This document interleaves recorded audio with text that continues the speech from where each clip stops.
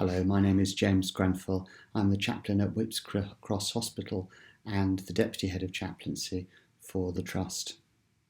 I'd like to talk to you today briefly about spiritual care at the end of life and to introduce to you briefly our other contributors, as well as saying something about what Christian spiritual care looks like at the end of life. In medieval times, there was a tradition in Western European Christianity of what they called ars moriendi, which is Latin for the art of dying. And this consisted of a series of rituals and spiritual exercises to encourage a person to prepare for their death. Much has changed since then, but the fundamental insight, I think, has not, that dying is an art, not just a science. And while the dramatic advances in medical science are much to be welcomed and celebrated, they cannot in the end tell us how to die well. That is an art which draws upon deep wisdom, and for many people that wisdom is embodied in their faith tradition. For a good number of people, the spiritual dimension to their life becomes more important to them as they approach their death. For some, there may be the awakening of a faith that has been dormant in some cases since their childhood. Being present to people, helping them gently to explore their spiritual lives, and holding out the resources that their faith tradition offers, if appropriate, are incredibly important tasks and integral to holistic end-of-life care. You'll hear from a number of faith leaders shortly about how their faith tradition cares for people at the end of life. In Christianity and in other faiths too, it is always important to listen carefully to a person's lived experience of faith, rather than simply assuming that they will believe in exactly the way that their religious tradition might suggest. The description of being Christian covers a wide range of different religious denominations. Anglicans, Roman Catholics, Orthodox Christians, Pentecostals, Baptists, Methodists and Lutherans, to name but just a few. And the forms of preparation for death are often different too. In these few minutes, however, I want to give you a brief overview of some of the elements that may be important to Christian patients as they approach the end of their lives. Some traditions require specific ritual and liturgy, while others are far more informal. Christian patients may well wish to have an opportunity for confession, a chance to express sorrow and regret for the things they have done, as well as for the things that they have not done. They then customarily receive absolution, the priest or minister reminding them of God's forgiveness of them. Sometimes a patient may wish to do this act of confession on their own, and at other times with family members present. This can be an important time for reconciliation and the healing of relationships where there have been past misunderstandings and hurt. Frequently, towards the end of life, patients may want to hear portions of scripture read. They may have a favourite particular passage or story, or they may wish to hear some of the poetry in the Bible, the Psalms, which speak of God's protection and God's presence. For some Christians, receiving Holy Communion, the bread and the wine, is an important way to be spiritually nourished in preparation for their journey towards death. Many Christians appreciate the opportunity to be anointed with oil as a reminder of God's healing and God's blessing upon them.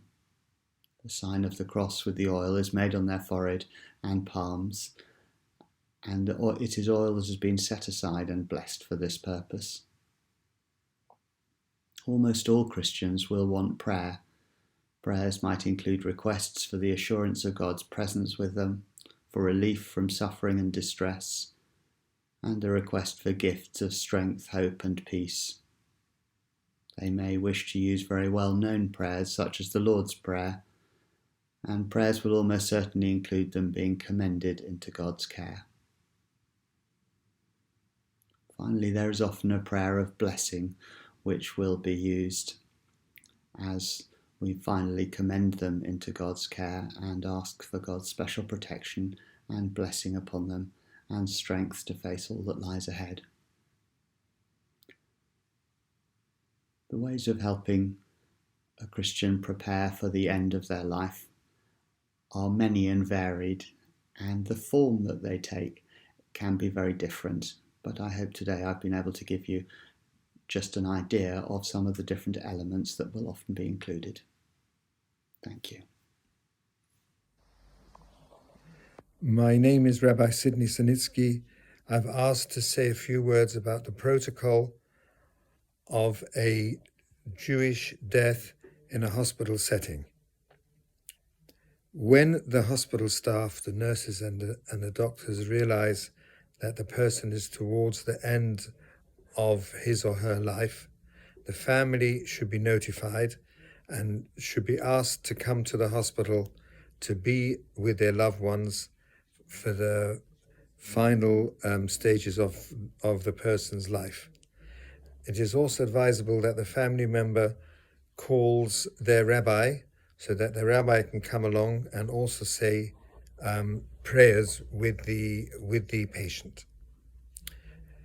Once death is pronounced, speed is of essence, as most Jewish people are buried near enough immediately, and the death certificate should be issued as soon as possible, and the registration facilitated as soon as possible.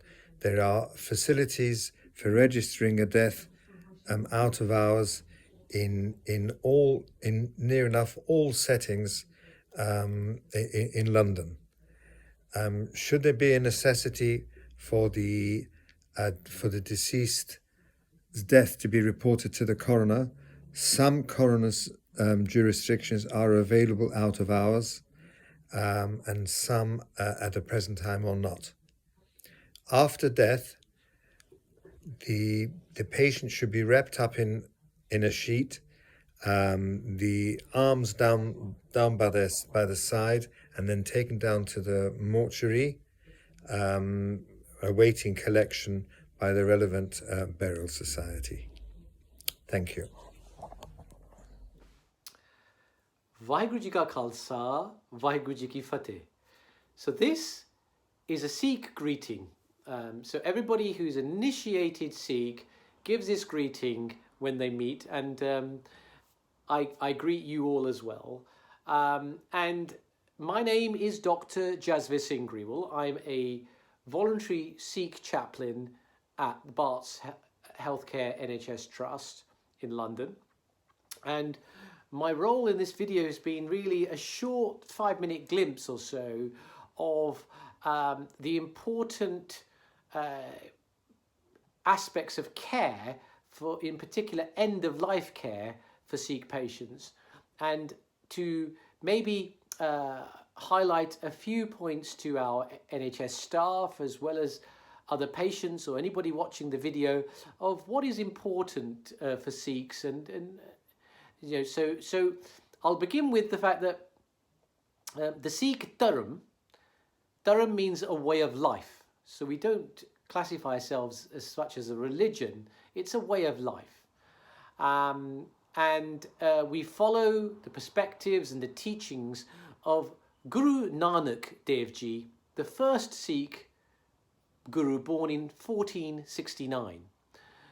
The core belief of the Sikh Dharma is something called Ik, one, Oankar. There is one God and all is his creation. Sikhs are given a threefold motto, and we live by this, you know, throughout life, and that is Naam Japo, the remembrance of God's divine name and presence. Number 2, Kirt Karo, to work hard and earn an honest living while remembering God. And 3, Wandke Shako, share what you have with humanity, for example, food, knowledge, wisdom, and time. So I like the summary, all of these 3 points can be summarized into pray, work, and share, the 3 mottos for Sikhs. There are 4 sanskars or rites in a Sikh's life, and they are birth, the taking of Amrit or initiation into the Khalsa, it's a form of baptism, into the Sikh brotherhood, 3 marriage, and 4 death. The initiated Sikh is mandated to keep 5 articles of faith on their person at all times. So these 5 items, it's so important that they are always close to the patient's body or any Sikh's body.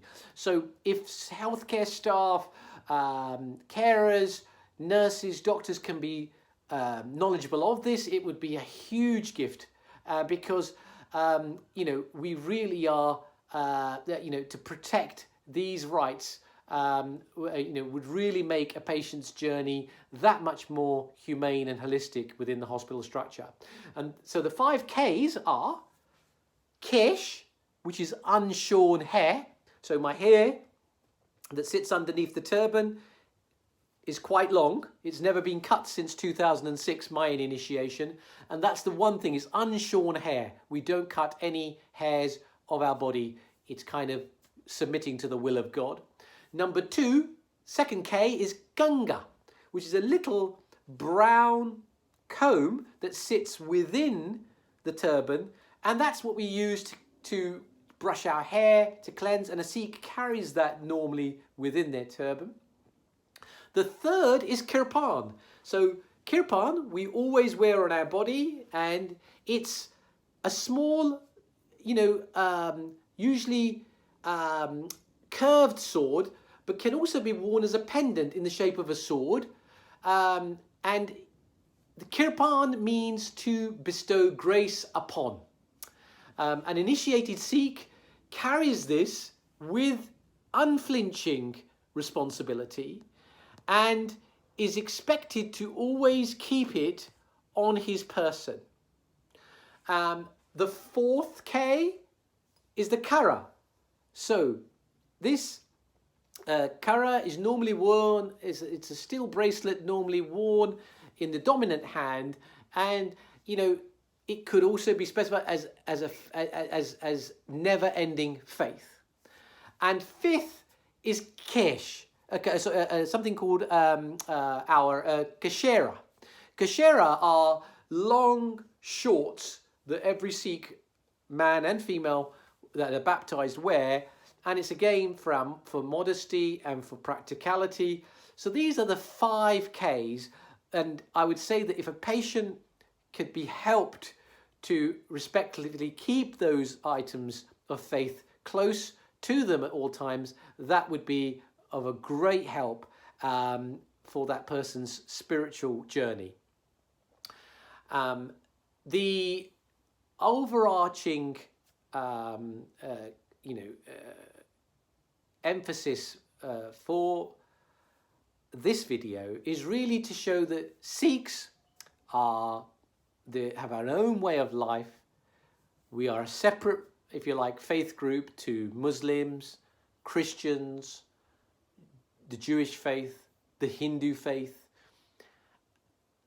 and many other faiths. We sit as its own defined faith, and we kind of have our allegiance to the Shri Guru Granth Sahib Ji, which is our ever-living Guru, and that scripture is the wisdom that we hope to inspire to as Sikhs and to learn from, to have a life that is you know, healthy in mind, body, and spirit. So that's my small talk on the Sikh Dharma, the importance, especially within chaplaincy, within hospitals or hospices, the key 5 items of faith. And I hope that when you see us serving, remember we believe that humanity, the whole of humanity, is by the one creator. So it's the duty of the Sikh to serve all, not just those of Sikh dominion. And you know, in that matter, you know, we are happy to support and listen to all those of faith and those of non-faith without judgment. So I look forward to seeing you on the wards, and I hope that this video has helped open up a further view into the Sikh way of life. Vaheguru Ji Ka Khalsa, Waheguru ji Ki Fateh.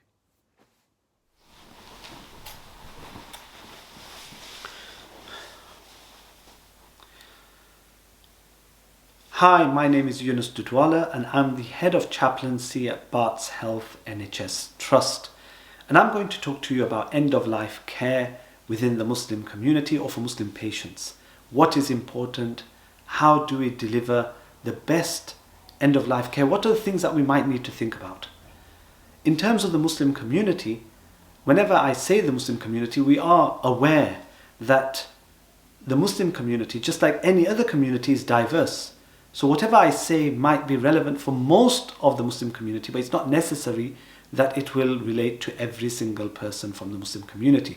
And I will talk through my experiences, and majority of the times it's what most families have requested. So the first thing I would say is that whenever a patient comes to end of life, then family involvement is extremely important within the Muslim community.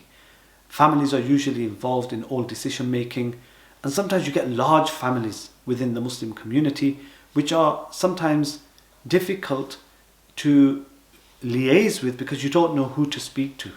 And at that time, you may need the support of the Muslim chaplain in the hospital. We have male Muslim chaplains, we have female Muslim chaplains, and whoever is available at the time, you can call upon them and they will help liaise. But my advice to health professionals is usually try and find the right person from the family, one person or two people maximum, and say we are going to liaise with these individuals. If the rest of the family want information, then liaise with these individuals. And the reason is because sometimes you will find that you will get one person asking this question, and then another person comes asking the question, and then a third person, 10 people asking you the same question. So from the outset, if you can work out who is the right next of kin and the person who is able to pass on the information to the rest of the family, then that would make it easier for you.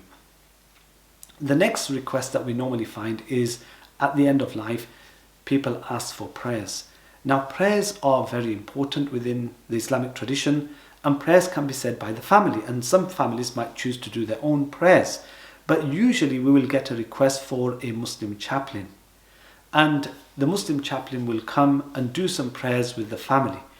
And the way to contact the Muslim chaplain is through switchboard during the day or during the evening, 24 hours, 7 days a week. There will be a Muslim chaplain available at all of our hospitals throughout Barts Health NHS Trust. If it's an emergency, then obviously you call at any time. If it's not an emergency, then ask for the chaplaincy office and leave a message on the chaplaincy office phone number, and somebody will get back to you the following day. In terms of what families request at the time when somebody's dying, we get a lot of requests in preparation for the funeral. Now, although the person might not have died, sometimes within our tradition, because we try and bury and do the funeral as soon as possible, the family will be very anxious to get all that arranged so that when their loved one dies, then everything is ready. So it's not unheard of and it's not unusual for me to attend a dying person, do some prayers so that the family are comforted, and yet when the person has still not died, the family is asking me about the funeral arrangements, and we will advise them on what the local arrangements are, where are the funeral directors, where's the local cemeteries, and then we leave it to them to make that decision. And that leads me on to the next part, that when a patient dies, then the request for a medical cause of death certificate usually is very urgent, because without that death certificate, the family cannot move on to the process of arranging the burial. And sometimes the burial is done on the same day. So if somebody dies at 10 o'clock in the morning, 11 o'clock in the morning, sometimes if it's the summer and it's daylight until 6, 7 o'clock, the family will arrange their funeral for 5 o'clock, 6 o'clock in the evening. So that death certificate is extremely important. So if we can facilitate the death certificate as soon as possible without delay, then we should do that as soon as possible. Don't delay for any reasons that are not justifiable. So if we know the cause of death, then try and write the cause of death certificate as soon as possible. Sometimes if we know a patient is dying on a Friday, then it's very important that we're expecting the death on the Saturday and Sunday, but we know that the team that is covering during the week will not be around during the weekend. And that leads to problems with the death certificate if that person dies on the Saturday. So I always advise the palliative care team and doctors who are there on the Saturday that when you do a handover to the weekend team and you know a patient is going to die most probably over the weekend, then get the weekend team to go and see those patients who might die during the weekend. Go and see them, go and eyeball them. Because if they eyeball them, then they will be able to write the cause of death certificate. If they don't eyeball them, then they will be reluctant to write the cause of death certificate. They will say, I don't know this patient, I haven't seen this patient, and then we will be left struggling. And usually the Muslim chaplain receives a call on the Saturday from the family to say, we're struggling with a death certificate, but the Muslim chaplain can't write the death certificate, it's the doctors. So I urge any doctor that knows that a patient is end of life, might die over the weekend, please do a good handover and get the weekend team to come and see that patient as soon as possible, so that if that patient dies over the weekend, then the death certificate is covered. Also, we do arrange medical cause of death certificates on a weekend, on a bank holiday. The site managers, and even in the evenings as well, the site manager has the cause of death certificate book, and a doctor can write the death certificate if they know the cause of death in the evening, on a weekend, or on a bank holiday. Sometimes I have received calls from families to say, oh, the nurse has said come back on Monday when the person has died on a Saturday morning. And when I phone the nurse, they say, well, the bereavement office is closed. Yes, the bereavement office might be closed, but the site manager carries a book, death certificate book, which then can facilitate the funeral as soon as possible. So chaplains are available 24/7. How to contact us? Go through switchboard if it's an emergency, or ask switchboard to put you through to the chaplaincy office and leave a message if somebody's not there, and you will be able to contact one of the Muslim chaplains who is around in any of our hospitals. Thank you.